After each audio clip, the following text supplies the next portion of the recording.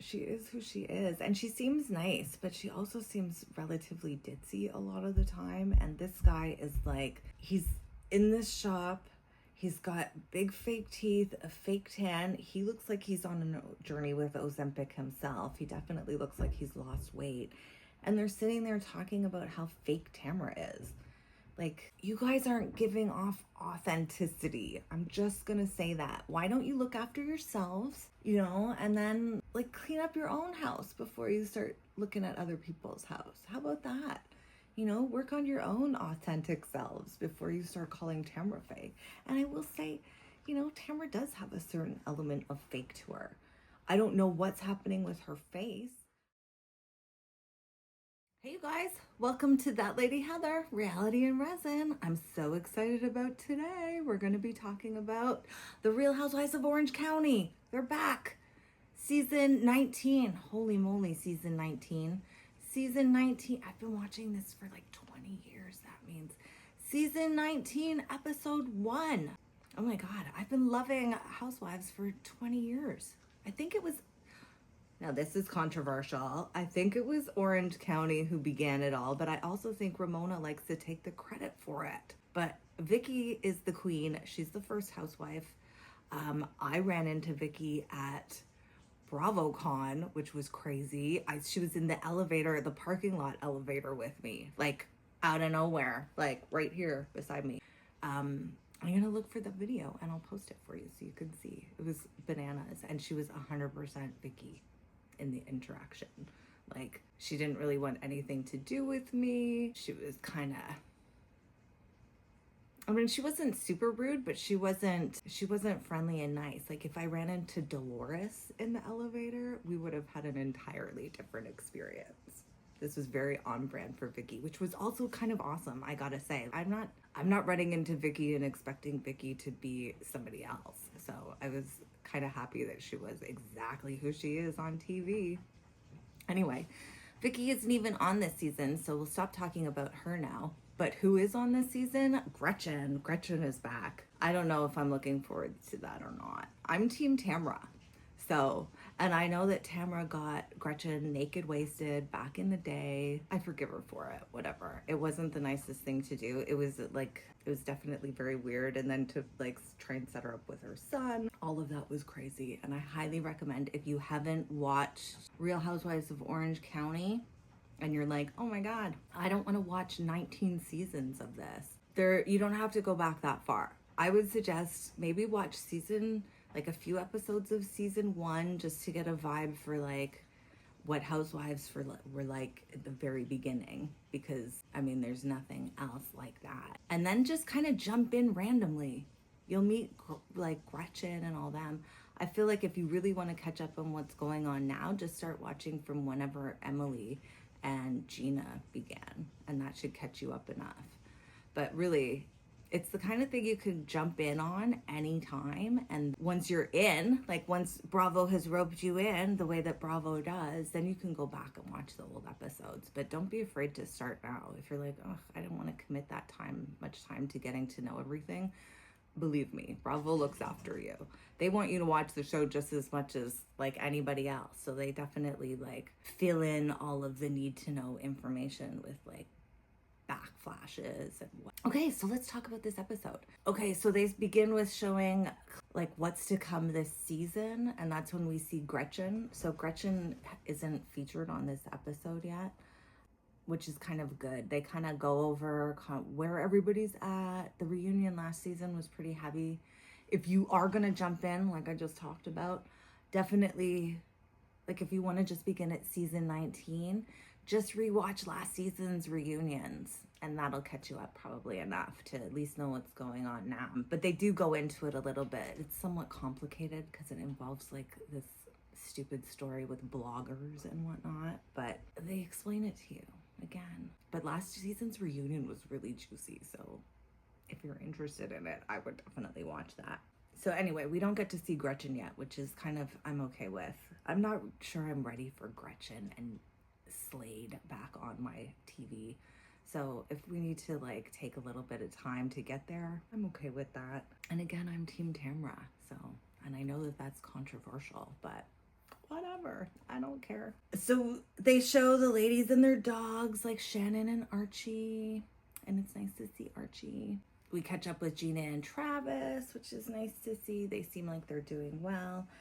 Emily and Shane go roller skating. When they flash to Heather and Terry, we get to see like Terry shirtless and his abs, which I'm not really that into. Sorry, Terry. Put your shirt on. And they have like this exchange about like cowgirl.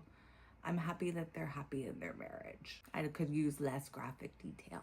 Just gonna say that. Anyways, it's nice to catch up with everybody. We kind of see it's kind of lighthearted at the beginning, as it always is, which is nice. So we start with Katie and Shannon at a car place, and I think Katie is looking for a car and she wants a red ribbon on the car. I mean, who doesn't want a red ribbon on the car? I want a red ribbon on my car right now. It's not even new. So I totally get that. They've become friends during the off season, it seems. Shannon, we do a little catch up with her. She doesn't want to date anybody yet, and I mean, we just saw her on Love Hotel, so she's not doing a great job at not dating anybody yet. She just was on Love Hotel dating like 25 different people, but mostly like, what was his name? Carl? So Shannon claims to be a completely different person from last year, or who she's been in the past. So far, I'm finding it hard to believe. I don't know really what's different. Later on in the show, we go to some crazy place where she spends a lot of money doing not a lot of things in healing. And as far as I know, she's still drinking. And I just read a headline where she like was pulled over by cops for something, maybe another DUI. I don't think it was that heavy, but like, I don't know, Shannon. Also, maybe you don't need to change. Maybe stay who you are, but I don't think you're a completely different person. That might be a little extreme. These people have a very limited sense of like of self-awareness, and it's awesome. That's why Housewives are so fun to watch. So I guess we'll see Shannon be a completely different person this season. I look forward to it. I'm sure she's right. I don't think she's right at all. Okay, so Shannon gives us an update on her lawsuit with John, and they came to a settlement, which is kind of good. She said she just didn't want to deal with it anymore. I think that you can't just have some man pay for your facelift. If you want to have a facelift, you got to pay for it yourself. So they settled on $60,000, which also seems like it was about fair when she talked about like the gifts that she had bought him and stuff. To me, it sounded like it was around $10,000 worth of gifts that she bought. So if he paid $70,000 for her surgery and she's given about $10,000 worth of gifts, then $60,000 does seem fair. Not that I'm at all team John and Alexis, and I'm very happy. I don't think she's back this season. So I was going to say I'm very happy she's not back this season, and I hope that that's true. I hope we don't have to sit through another Alexis. I don't want to hear about John anymore. And I kind of think that now we've had Shannon settle the lawsuit that we won't hear about John anymore, which is good news. Okay, so Shannon and Katie continue looking at cars. Shannon asked for somebody to put air in her tires, which seemed a little weird to me.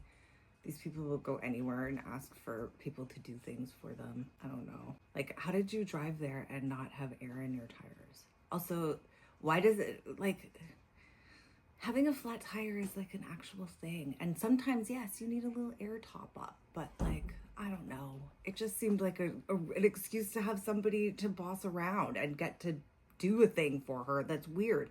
You're also at like a car dealership. You're not at a mechanic. Anyway, it was funny, sort of. And now we hear the story about the babysitter. It's kind of a convoluted story, and this is why you might want to, like, if you're not caught up on what's going on, you might want to check out the reunion from last season, because it all kind of gets talked about then. Basically what happens, Katie's daughter is looking after Emily's two sons, or Emily's probably her three kids, but it's particular to the two twins. I think they're twins. Her two boys, anyway. And I guess the two boys say something about Emily hating Heather, or like Heather's not nice and Emily hates her, or something like that. And then it gets blown up, and Heather's feelings are hurt about Emily talking about her to her kids, which is weird because they're like 8-year-olds. But also people talk, and like if 8-year-olds are in the room listening, they're not stupid. They're still human beings. They pick up on things. I really don't think that Emily's sitting down with her 8-year-old children and talking about how like much she hates Heather. I think that would be stupid in any situation, but whatever, here we are. So then Katie's daughter goes on a blog to talk about the whole thing. And then somehow I think, so what happens? It's so convoluted. So then Katie contacted the blogger. Basically, Katie's just contacting bloggers.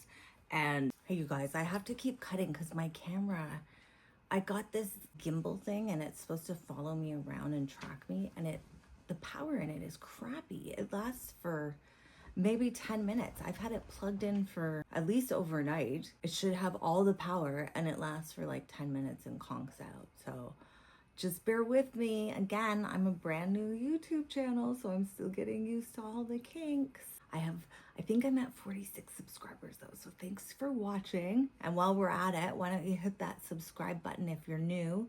If you're viewing this for the first time, thank you for checking out my channel. Hit the subscribe button, like this video. If you're watching this, please like the video. I see all these views that I'm getting, but like not a lot of interaction. And honestly, it really helps the algorithm if you like or like comment. So, and I'm so new. I know that there's not that many of you watching. So if you could interact, I would really, really appreciate it. I think it would help things. And if you're watching anyways, it doesn't take very much to just hit that button. It doesn't cost you anything. I'm not asking you to like become a member to anything or give me money in any kind of way. I want to drive up my views so I can have more, I don't know, engagement and more fun on this channel. If it's just me talking to myself, it won't be that fun. So I appreciate everybody that's watching so far. And please engage with me. Anyway, back to the show. So we hear the babysitter story.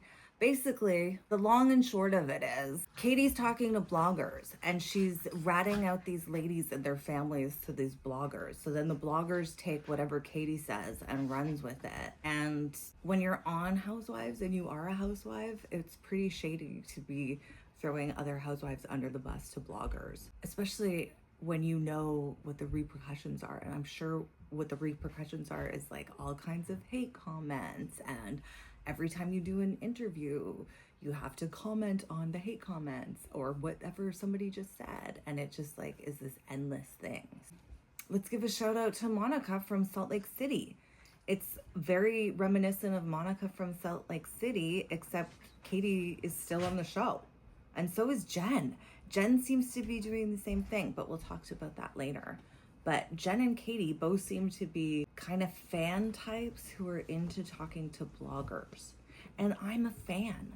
So for me to say a fan type makes me cringe inside, because I don't think being a fan is a bad thing. But you know what I mean when I say fan type. I don't mean fans. I mean like, you know what I mean. I don't even know how to explain it. I'm just gonna trust that you guys know what I mean. I don't mean like regular people fans like us who are just enjoying the show. I mean fans that want to get on the show so bad that they're like doing manipulative and shady stuff with these women in real life. And that's what Katie and Jen seem to be to me. Okay, so now we go to Gina and Travis. And I'm so happy they're back together. They've moved back. Well, not that they were ever not together, but they've moved back in together, which is good. I really like Travis. I know we don't see too much of him, but he seems like a stand-up guy. And I like their relationship. And I really like Gina and Emily. So anything that's good, like that's happening for them, I'm pretty happy about. I like to see good things for them. So, and it sounds like the relationship with the ex is still intense, but Gina went to Bali, eat, pray, love, baby, and decided that she was living her life in fear and she was not going to do that any longer, and had a change of mind and a change of heart. And now her and Travis are back together and she seems happy. So who could ask for anything more? So Emily comes over to Gina's house and they talk about the whole babysitter story again. I love the friendship between Gina and Emily. And if you're not watching them on social media, you really should be, because they're hilarious lately on social media.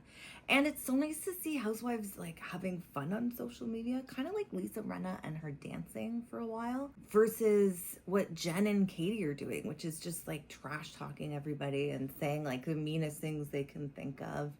If one more person calls Eddie gay, like, first of all, being gay isn't really an insult. And calling somebody gay when they're married and whatever, it's just so stupid. Like, think of a new idea. It's so dated and dumb.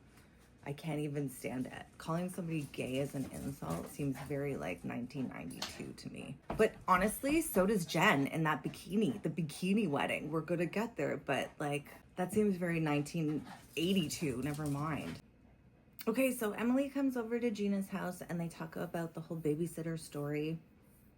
Again, this is when I would recommend that you check out the reunion, because they flash back to the reunion where Emily brings up Katie's 3 kids and her, like, she lost custody of the 3 kids. And Emily explains, like, generally when people lose custody, it's either a really bad situation or you sign over your parental rights. And Emily's a lawyer, so she's just going from what she knows from her law background. And it seems pretty accurate from just what I know from general life knowledge. But Katie somehow wants to turn it into, you know, Katie being the victim and she rose above, which may be true. I'm sure, you know, when you lose custody due to, I guess, not being able to look after your kids properly, and then you get yourself together to a place where you are able to look after your kids properly, that's a really good thing. But also it doesn't negate the fact that you were having kids when you couldn't look after them properly. So I'm not really sure if Katie being a victim in the whole thing is accurate. But then again, I will say I'm team Gina and Emily, so I tend to look at these things maybe not with as much compassion and grace towards Katie as I should. So I will leave some space for that. But I do have to say, so far I think Katie has some personal development work that she needs to do on herself, because I think she's a big liar. I think she's the whole reason the episode is named what it's named, the revolving door of lies. So this is what they're going to fight about later. And this is what everybody's going to try and heal from all season long. I hate that healing thing. Anyway, we'll get there. So now over to Shannon. And Shannon is talking to her daughter Stella. And it sounds like Stella is living in Europe, maybe Paris. And Max, who is Heather's daughter, is also living in Paris. So, you know, they've met up a few times and are hanging out, which is really nice to see. Maybe we're going to have a next generation Paris style. That would be pretty cool, the way that we have New York now. That would be kind of cool. If enough people go over to Paris, seeing Max and Stella in Paris, that would be a great show probably. They seem like interesting and nice people. And then we flip over to Terry and Heather and we do a little catch up on where they're at. It sounds like they bought a house and they want to do the remodel like they did with that giant house that we saw. And this time it's not going as planned. They got a contractor who started doing the work before disclosing the budget, and maybe in like giant $1 million homes, that's the way they do things. For myself personally, if I was going to hire a contractor to do a renovation of that size, I would want to know my budget going into it before I got them to start doing all the work. But maybe that's just me. Maybe they were under time pressure or something. I don't know. Sounds like the whole thing is going to take 3 years to do. So I don't know. But they've decided now they just want to like not deal with the whole thing. So Terry wants to sell it. The whole place is a mess because they've started the renovations. So Heather thinks that they need to at least redo the floors before they sell it. And Terry's like, well, they're just going to tear up the floors. It's going to be the first thing they tear up anyway. But you got to put some basically lipstick on this pig if you're going to get some money out of it. So they're really going to just basically throw away $45,000 on a new floor. And they talk about that amount of money being like no big deal. And it's what they spend on a party. I don't know about you guys, but when Heather and Terry talk about money, it grosses me out. It grosses me out when we live in the world that we live in and there's so much disparity between the 1% and everybody else. And I don't really want to get into politics because this is our escape from all that. But every time Heather and Terry talk about money in this like disgusting kind of way, I can't help but think about politics. I don't know what it's like for you guys. Maybe it's just me, but it's so cringy and it's so out of touch with the state of the world. maybe I'm hate watching it. Maybe this is the time that I'm hate watching. I don't know. It's such a turn off to me for both of them. It like fills me with the feeling of ick. If $45,000 is no big deal for you to throw away, then you should be giving that money away. You should be donating it to people who need it, because there's so many people in need. And with the state of the world right now and the direction especially the States is going, there's going to be so many more people in need. And to just have that kind of money to throw away, do you know how many people you could help? It's just gross when there's people in the world that are, starving. But anyway, enough of that. I just wanted to mention it because it just, I can't stand it. And I think it's supposed to be, these shows are entertainment and they're escape from reality. And I think that they think that, all of this money stuff is us escaping from reality and trying to aspire to be a housewife and whatever. I'm not aspiring to be somebody so cringy. I gotta tell you. If anything, it drops me more back into reality and it makes me like ick and want to run away from the show. So I don't know about how you guys feel. That's my thoughts on every time they talk about money in that like gross way. I don't know how else to describe it. Maybe it's not gross to you. I like the fashion, I like the money, I like seeing the big homes and stuff like that. But with Heather and Terry, there's something that's just like, they go beyond and it's just icky to me. And then they laugh about it in that like super snobby, icky kind of way. In my notes, I just have Heather and Terry talk about money. Ick! Underline, exclamation. Okay, so now we flip over to Emily and we catch up with her and Shane. I love Emily, I have to say. I love her new look this season. Not that it's that new. I think she's just got like dark hair. And the coat that she wears later on in the episode is fantastic. I don't know. We always like to talk about Emily and what kind of like weight level she's at.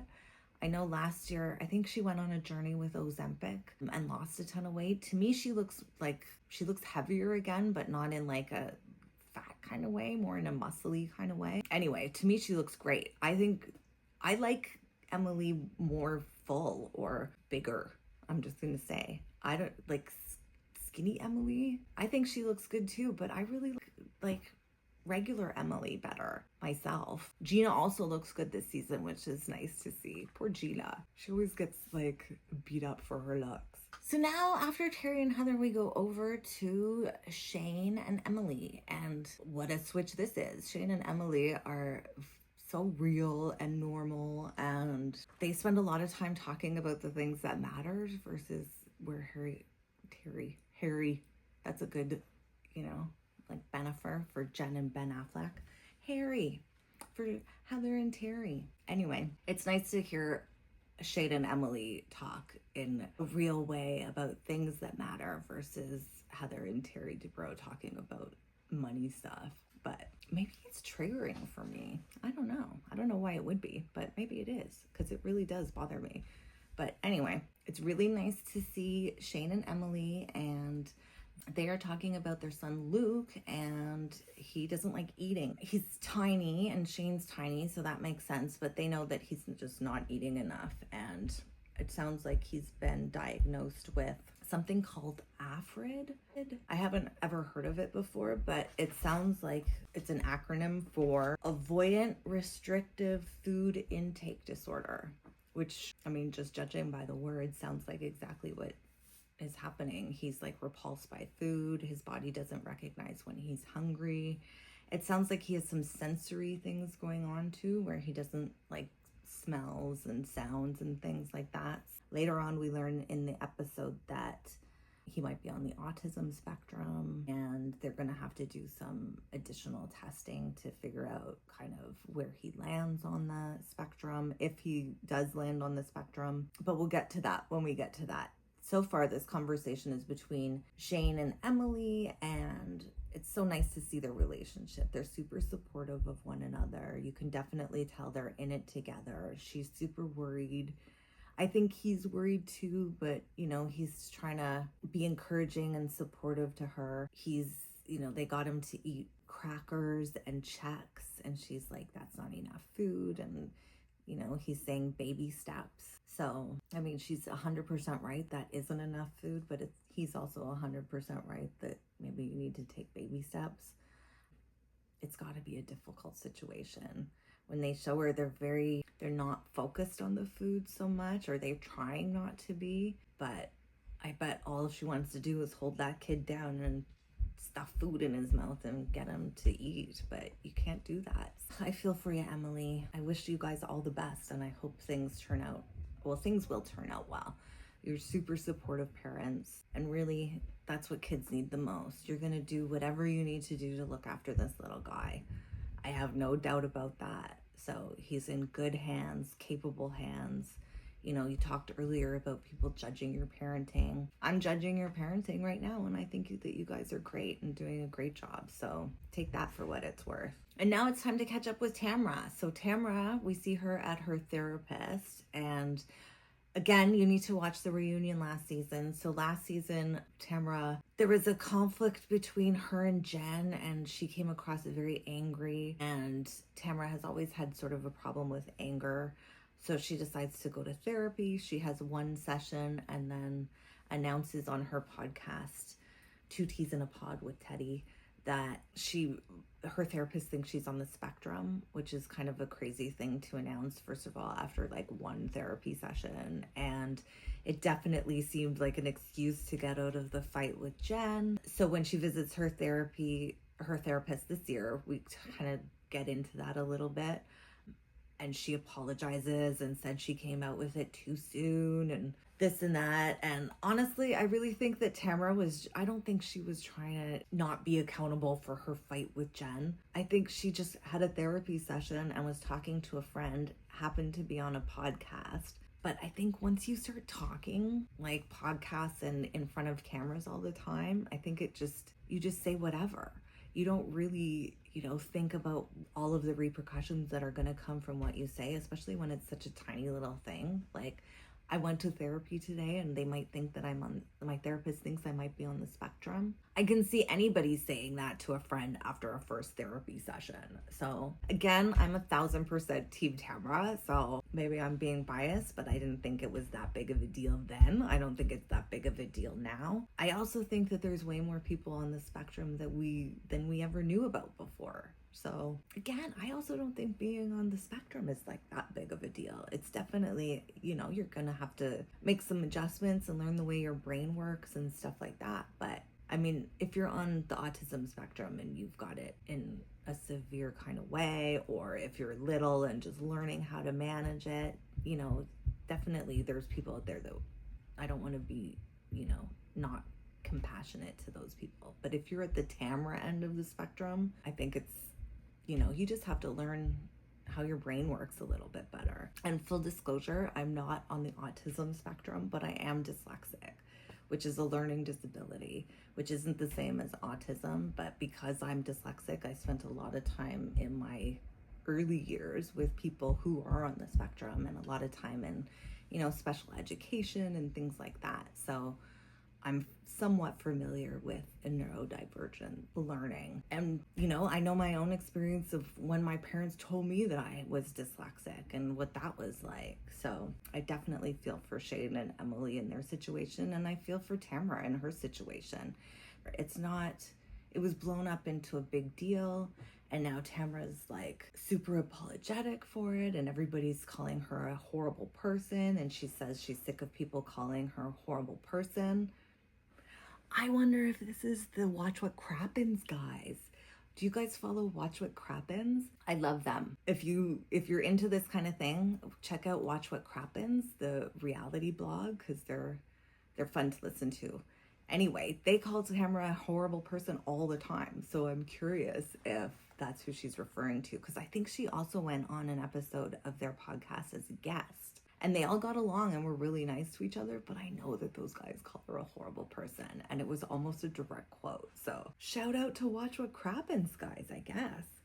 That's pretty awesome. Okay, so now over to Jen and Ryan, and we catch up with them in a bikini shop looking for wedding bikinis. What do you guys feel about a wedding bikini? To me, it's so... all I think of is Donald Trump back in the day, gold, 80s, Miami Vice, Don Johnson wearing like a white jacket with pastel shirts underneath. It seems so, I don't know, Vegas-y, cringy. I know Miami. I guess this is California, the other side. This is the difference between Orange County and Beverly Hills right here. I can't imagine any of the Beverly Hills lady even entertaining the idea of getting married in a bikini, never mind actually doing it. So, not to be judgmental, I do think that like a beach wedding is a lovely thing.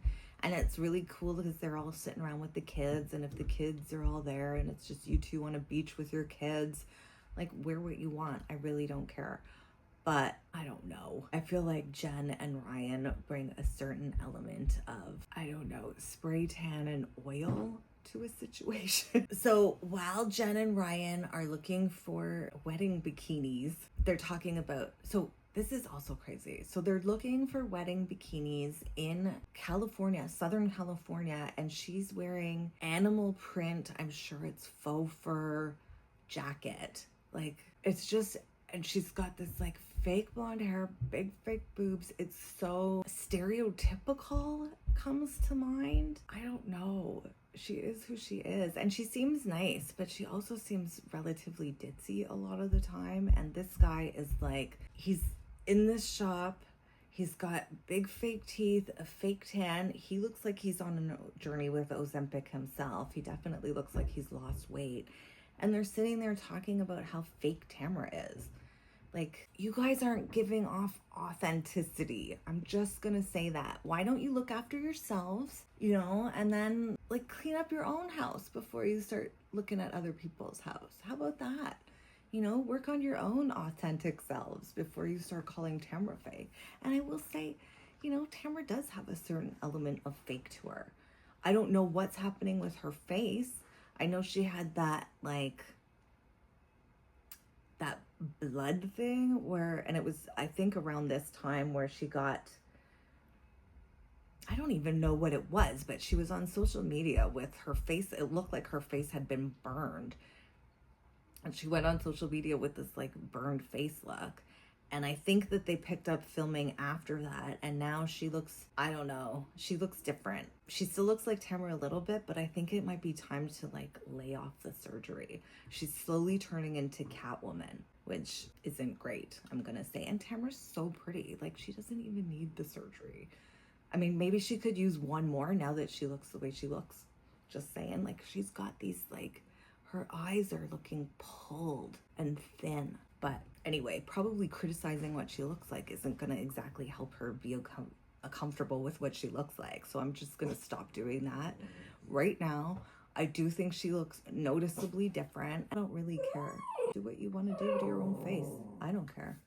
My doggies are making sounds in the background. So while we're in the bikini shop, Ryan and Jen start talking about Tamara and how they're her targets now, which to me seems so crazy. When they do the social media edit and Tamara is talking about Jen and Ryan, and even Jen admits that she's tearing Tamara apart all over social media. I don't think that Tamara is targeting you guys. I think you're targeting her. And it goes back to that Katie Jen fan stuff that I was talking about before. I think that Jen and Katie think that these people are obsessed with them, and it's really just because Jen is actually obsessed with Tamara, and it's projection. You know, these two are sitting here talking about how Tamara's targeting them, and then to get back at Tamara's targeting them, they go all over social media. It's like, you're targeting her. What is she supposed to do? Not answer? And she answers, but even then, it's just a little bit. So from what I've seen, I think it's 1,000% the other way around. And I also think that this wedding is going to happen, and I don't think that they're going to stay married. I would give it less than 5 years, I gotta say. With just everything we know about him and his background and everything we know about her, she's not even divorced yet, and she's looking at wedding bikinis. Like, these people don't even, like, take a beat, man. You don't have to, everybody doesn't have to get married. Stop involving the law. Just be together, you know? Good grief. And also make life easier for yourselves. If you don't involve the law, then you don't have to get divorced. But whatever, I guess, if you live together for a certain amount of time, you still have to go through cohabitation and whatever, and separating that way. But I have a feeling you guys aren't even going to live together that long. But we'll see what happens. They're not even married yet, and here I am. But also, she's not even divorced yet. So what are we talking about? Maybe it'll all be over before she even gets divorced. We shall see. So in the next scene, it's Emily and Heather, and they go out, and Heather gives Emily a gift, and it's got monograms on it, and Heather makes a joke about HDs being everywhere. Personally, my initials are HD, so I'm a giant fan of HDs being everywhere too, Heather Dubrow. Except they're my initials, not yours. That Lady Heather is me, not you. Everybody can be that Lady Heather. It's like the movie Heathers, where everybody's named Heather. I bet Heather likes that movie Heather too. If you guys haven't seen the movie Heathers and you don't know what I'm talking about, you gotta watch the movie Heathers. It's a weird movie from the 80s, maybe early 90s with Christian Slater.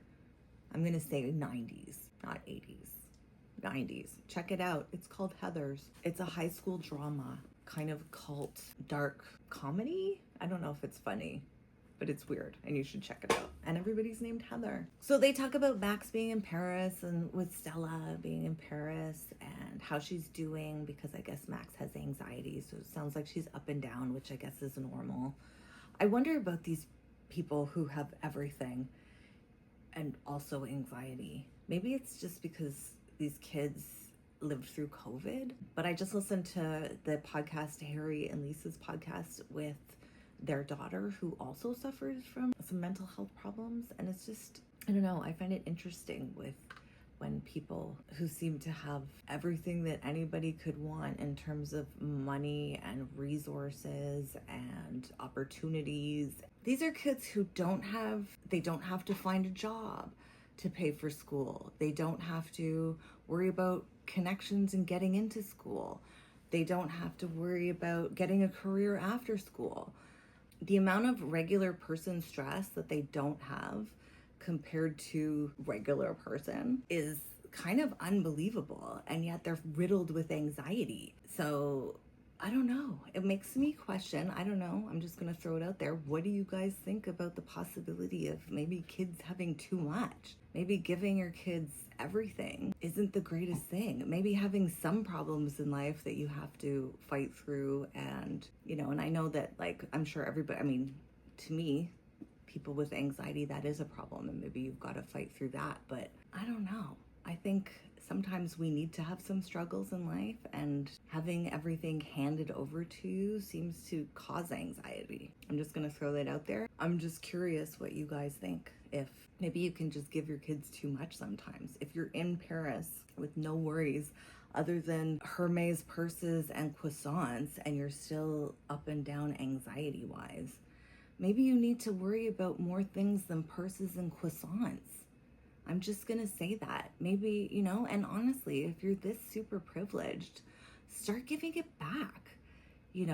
Instead of buying a purse, why don't you go to a homeless shelter and give some people some of the money you were going to spend on the purse? Spend a little bit of time, figure out who you can help and go help them.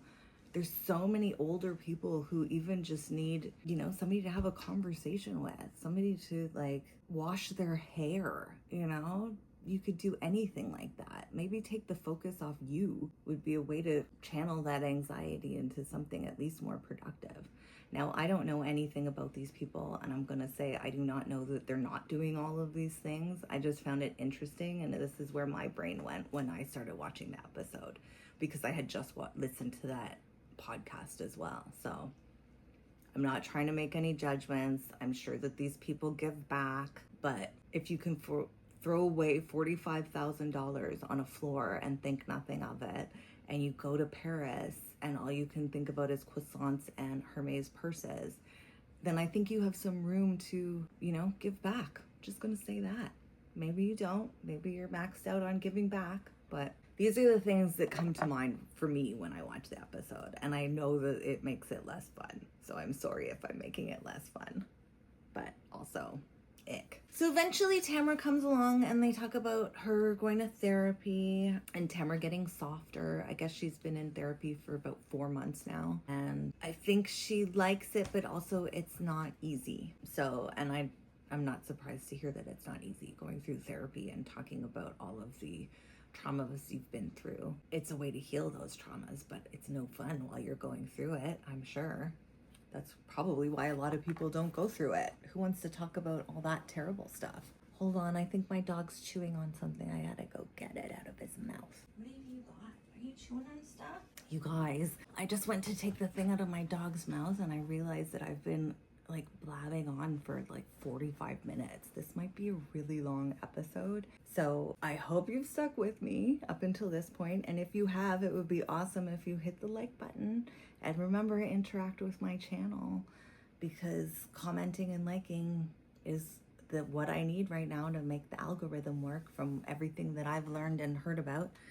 So if you could do that, I would love it. And this is probably going to be a really long episode. Hopefully not. Hopefully I can edit it down. But let me know maybe in the comments if you want the episodes to be longer or shorter. So far, I haven't really been working within any kind of time ideals. I've just been blabbing on and editing it down based on what's more interesting to listen to, but maybe a really long video like this isn't so interesting. We'll see. Anyways, I just wanted to let you know I'm open to whatever kind of suggestions you have for me, because this is us. I want to work together with this. I want you to watch and be entertained. So I'm always open to any kind of suggestions you might have. So Tamara talks about her therapy, and I guess her and Katie went for dinner.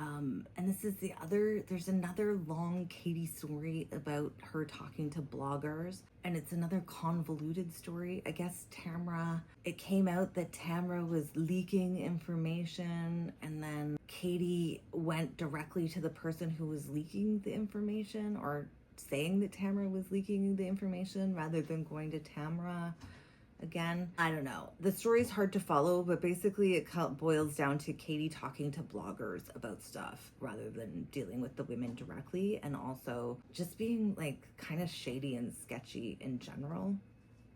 It sounds to me like she's just like hyper focused on being Real Housewife famous, you know? So I think and like Instagram famous or whatever. I think she's just really, rather than playing within the rules of typical housewife, she's gone off onto sort of the Monica angle of things, but not even in like a decent, like shady kind of way. She's not the coordinator of a page. She's just talking to bloggers. Reminds me of Jill Zarin. Shout out Jill Zarin, the original blogger talker. Come with me. Hey, you guys. This is Dasher. He's the guy that keeps chewing on stuff, and I can't get him to stop chewing on stuff, so I'm gonna see if he'll be willing to hang out with me while we talk about Housewives some more. So I guess Katie and Tamara go to the Quiet Woman. The Quiet Woman. I hate the name of that place. I'm just gonna say that. How do you guys feel about the name of the Quiet Woman? I don't know why, but I find it like insulting. I don't know. I just don't like it. It seems like it's supposed to be funny, like there is no such thing as a quiet woman, or I don't know. I just don't like it. I also think it's too long, but it's famous now, so maybe I'm wrong. Anyway, they go to the Quiet Woman and they talk about how the Quiet Woman isn't even a quiet place to go, which I think is part of why it's a joke and like misogynistic.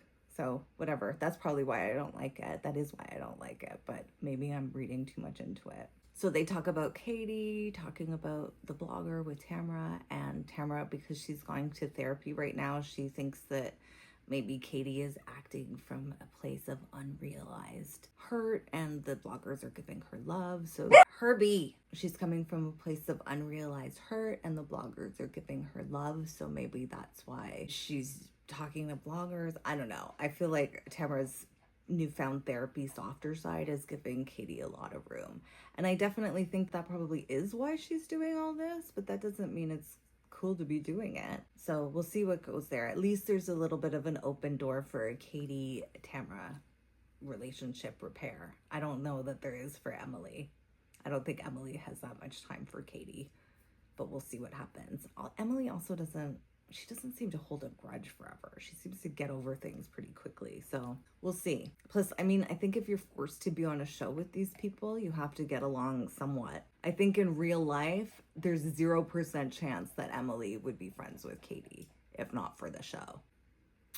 Oh, and apparently Jen is like besties with Katie, and apparently she talked behind her back and called her a con artist, but Jen doesn't remember calling her a con artist, and Jen says that I think Tamara told her, or Gina told her, that she had called her a con artist, and now Jen doesn't remember whether she said it or not, or maybe this is implanting information as a manipulation.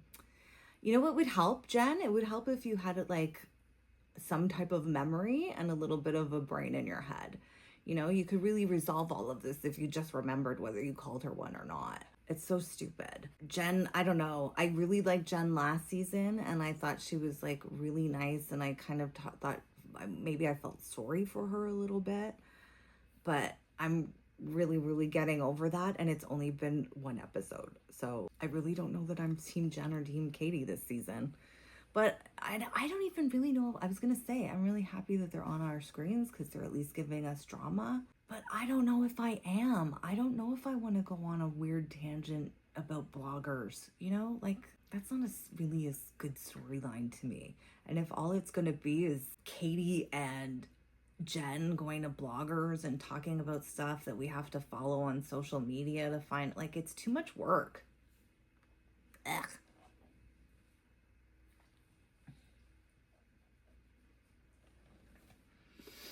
Okay, so now we're in the car. Emily and Gina. Gina's driving Emily, and they're going to meet up with Katie, and this is the fight conversation that we've been leading up to with all the background. And Emily talks to Gina about her son possibly being on the autism spectrum, and he's gonna have to get further testing, and she feels really guilty because it seems to all add up, and yet she didn't realize or didn't clue in that this could be a thing. And Gina can relate because her daughter had sensory learning problems, and I guess when she found that out, it all added up for her too, and she didn't think about it. So I think this is just kind of a common mom experience. If you're a mom out there, shout out. It's a hard job, man. I feel for you. I'm sure when my parents had to tell me that I was dyslexic, it wasn't easy for them, and they didn't know how to handle it. And I don't think that there is a right way. I'm gonna say that. I think that there's all kinds of ways of doing things, and you just try your best.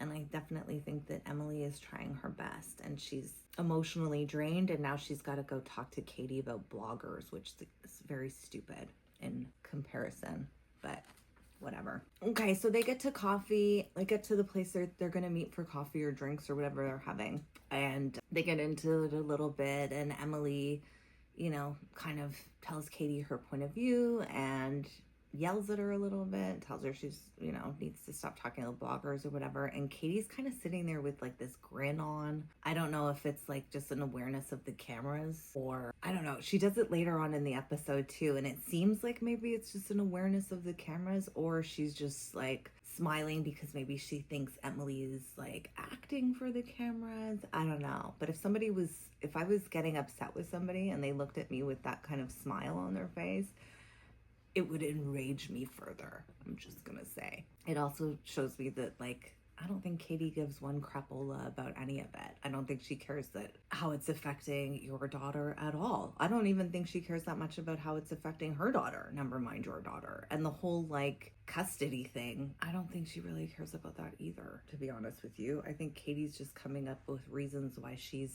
the one we should feel sorry for. So far, I don't feel sorry for her. I have Team Emily in my notes. It's even so big I can see it without my glasses. In the end, Katie apologizes, and Emily says, I think Emily takes her apology, but they don't hug, and Gina says that maybe there's some time to go on this, which I agree, but also I don't know how much more I want to talk about it, so we'll see. And then we flash to everybody getting ready to go on this trip that they're going to a place called the Golden Door, which is extremely Shannon Bedore. Golden Door. There's the door, Shannon Bedore. It's a golden door, Shannon Bedore. Anyway, they're all getting ready, and Jen's kid doesn't know who Oprah is. That's a heartbreaking gut punch of this episode. I work with a bunch of young people, and every now and then you're talking about things that just, it feels like everybody knows in pop culture, and then you realize how old you are. I forget who it was that I was talking about. Oh, the Tragically Hip. If you're Canadian, you'll know this, but if you happen to be from the US, you probably don't know who the Hip is anyway. But the Tragically Hip is a super awesome Canadian band that we all grew up with. I've been to several of their shows. Gord Downey a couple years ago passed away. He went on a farewell tour. I happened to go, I had the best seats for. Anyway, so they're a super famous band.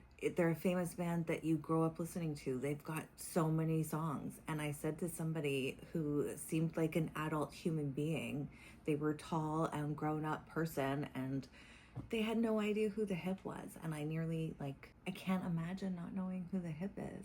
I feel heartbroken for you, but also excited because now you get to go on this journey to discover who the Hip is. But also, I feel old. And that Oprah thing, can you imagine? I can't imagine people who look like human beings, regular, tall, adult types, not knowing who Oprah is. But that's because I'm 48. Anyway, so we get that moment. Thanks, Bravo, for including that. Shout out to the editors. And we flip over to Tamara and Eddie, and she's getting ready, and she's talking about Shannon, and Eddie basically just says that she's not a real friend, and there's no surprise there. And then they all go to the Golden Door. So the Golden Door is a Shannon Beador place. It costs basically $13,000. $12,950 for 8 days. And Gina says that there's not even alcohol there. So I don't know what you're getting for your money, other than it's a place of healing and wellness, but it seems like one of those BS places of healing and wellness. The type of therapy Tamara is doing seems like authentic, real therapy, and that's why it's hard and it sucks. The type of therapy that Shannon likes to do is pound on drums and, hold crystals in your hands and, I don't know, go to Dr. Ho and have him shove needles in you or whatever.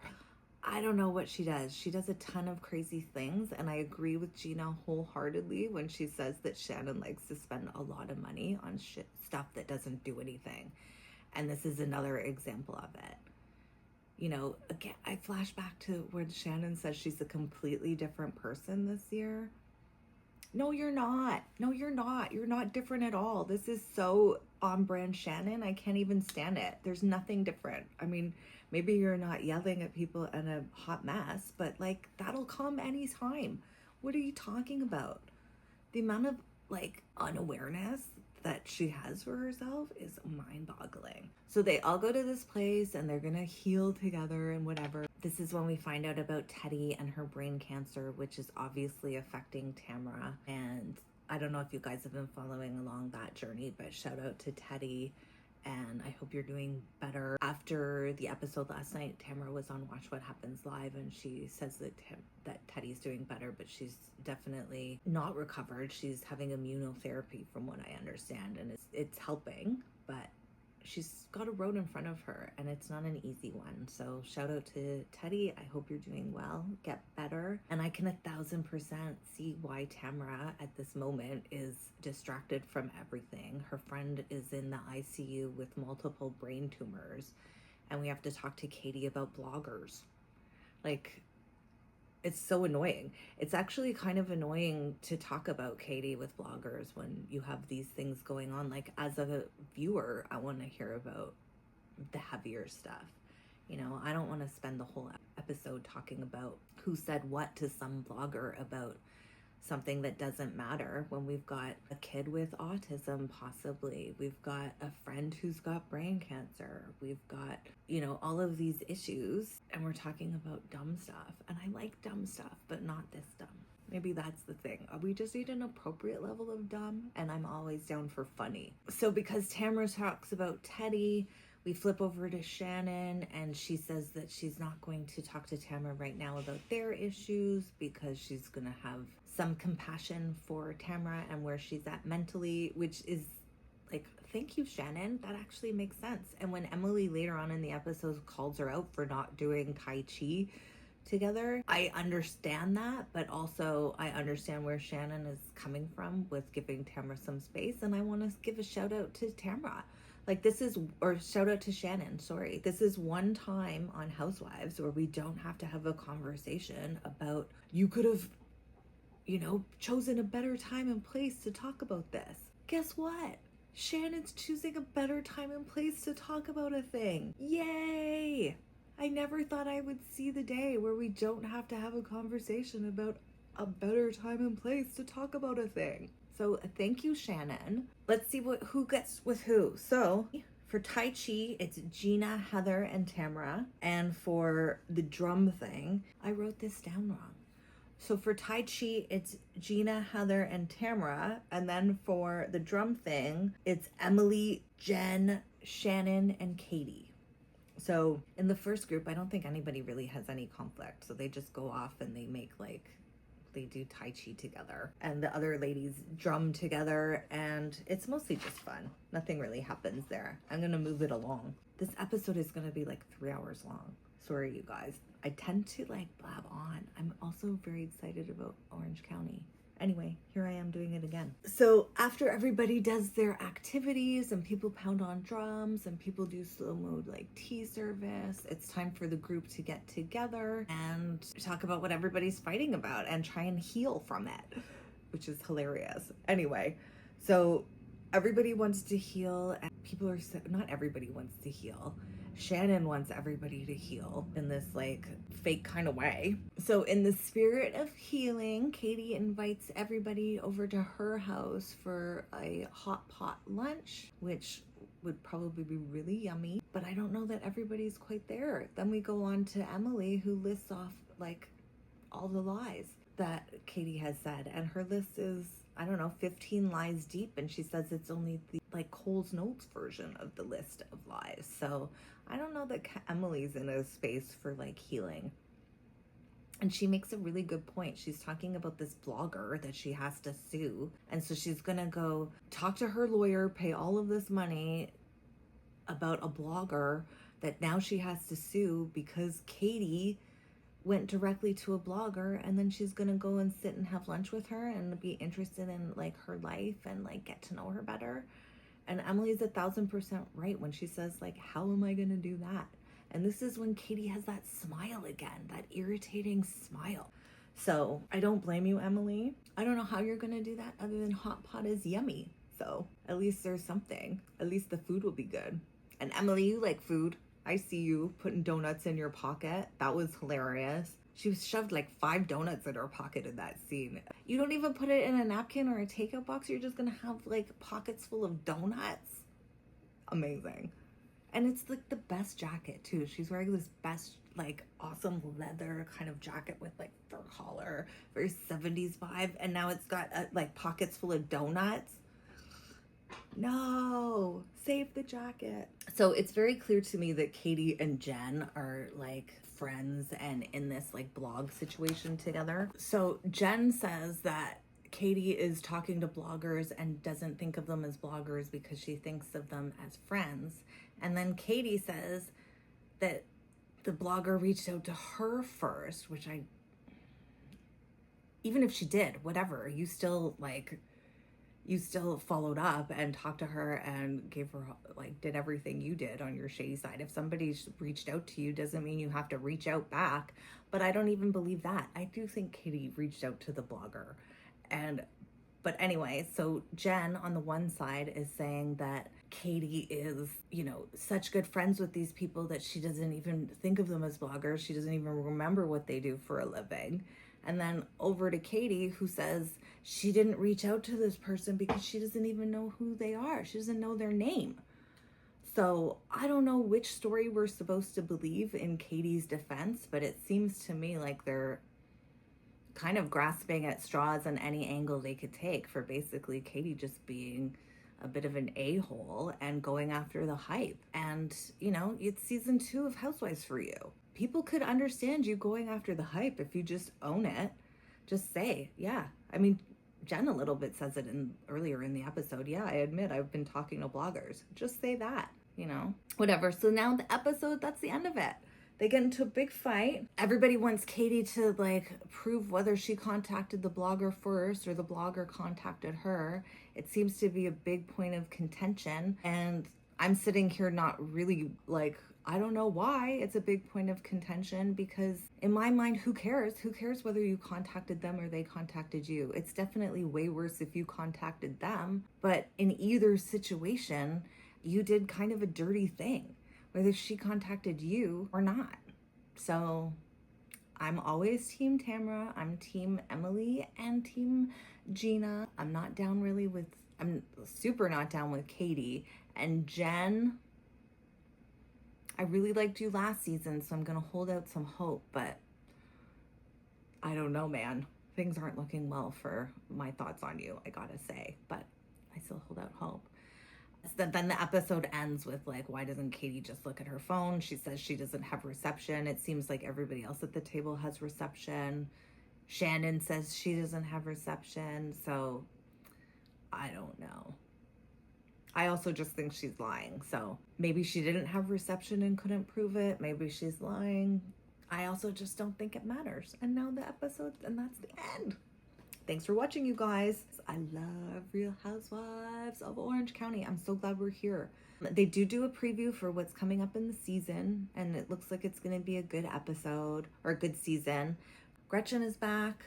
Slade is back. I'm not really looking forward to them, but I'm also really looking forward to them, if you know what I mean. They weren't my favorite people, but they definitely, it's been long enough that I'm happy to catch up with them and see what's going on. I definitely think that there's going to be conflict between Tamra and Gretchen, and we kind of see previews for that.